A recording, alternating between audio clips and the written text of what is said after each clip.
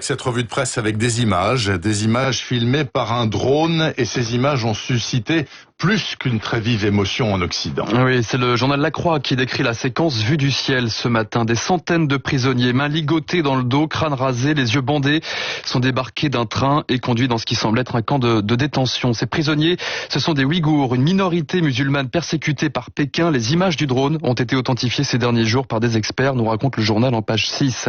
Ces images, elles ont été présentées à l'ambassadeur de Chine à Londres. Décontenancé, il aurait évoqué un banal transfert de prisonniers.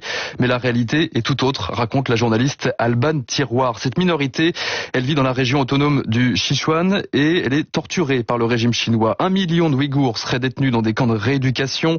Pékin multiplie les contrôles d'identité, les mariages forcés, tout ça au nom de la lutte antiterroriste.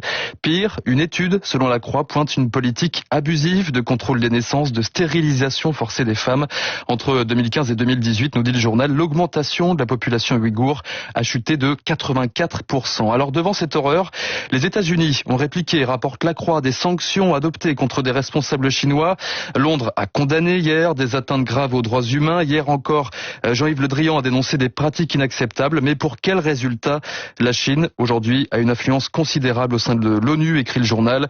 Elle préserve son image avec un succès éclatant. En face, explique le chercheur Marc Julienne, la parole des puissances démocratiques sans poids juridique ni contrainte ne pèse finalement pas grand-chose. Et bien sûr, l'Europe est encore une fois à la une de presque tous vos journaux ce matin. Emmanuel Macron et Angela Merkel masqués côte à côte à la une de vos quotidiens, du Figaro à Ouest France. Pas de photo mais un jeu de mots en première page du Canard enchaîné. Alors, euro, lance la chancelière allemande au président français. Le Canard qui explique que l'Union a pris les airs d'une vieille famille d'aristocrates qui, après la tempête, s'étripe sur les frais de réparation du château. Dankeschön, merci beaucoup. En allemand, ça c'est le titre de Libération. À lire aussi dans Libération ce matin, les 26 minutes fatales à Cédric Chouviat. Oui, du nom de ce livreur à scooter décédé en janvier dernier lors d'une interpellation musclée. Libération et Mediapart ont pu consulter de nouveaux documents issus de la procédure ouverte par la police des polices, un récit quasi complet de l'arrestation, et il est accablant pour les 4 policiers. Le ton monte, d'abord des noms d'oiseaux qui fusent de part et d'autre, puis vient le plaquage au sol.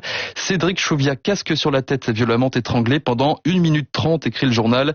Le livreur manifeste très vite une détresse respiratoire, puis c'est le malaise.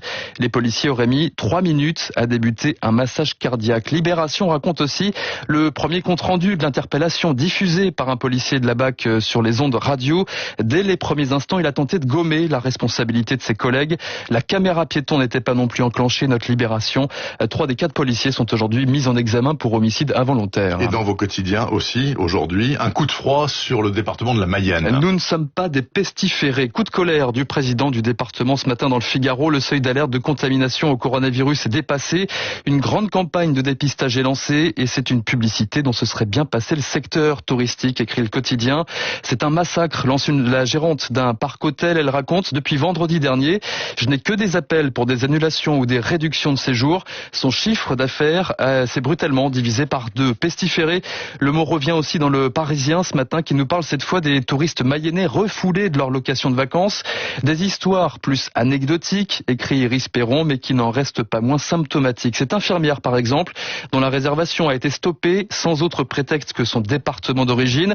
Ah, la Mayenne, ça c'est ce qu'aurait répondu le gérant d'un camping à Thierry, un autre Mayennais qui n'a toujours pas de nouvelles de sa location. En attendant, raconte le journal, certains pensent à changer les petits logos du département sur leur plaque d'immatriculation pour rester incognito. Voilà ce que vous pouvez lire dans la presse ce matin, et Marc Bourreau vous en a rendu compte. On conclut quand même avec quelque chose qu'on a évoqué hier à propos du cachet de Jean-Paul Belmondo dans le film de Godard, À bout de souffle, me semble-t-il. C'était juste avant À bout de souffle. Juste avant, voilà. 50 000 anciens francs de 1958. Il y a un auditeur qui m'a envoyé un mail en disant, écoutez, ça fait pas lourd, c'est rapporté, donc ça faisait 500 nouveaux francs.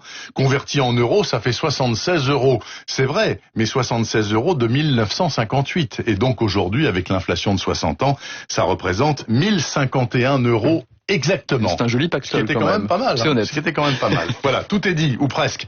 8h37 exactement sur Radio Classique. Merci de nous suivre et restez avec nous sur cette antenne avec les 3 prochains intervenants. D'abord le docteur Benjamin Davido, directeur médical de crise Covid-19. Nous sommes 5 minutes avec lui au téléphone, notamment pour faire le point sur la question des tests, alors que les problèmes de masques et de gel hydroalcoolique sont désormais réglés. Puis, les 2 esprits libres de ce mercredi 22 juillet, l'avocat Patrick Klugman et le journaliste du Figaro, Alexandre Devecchio.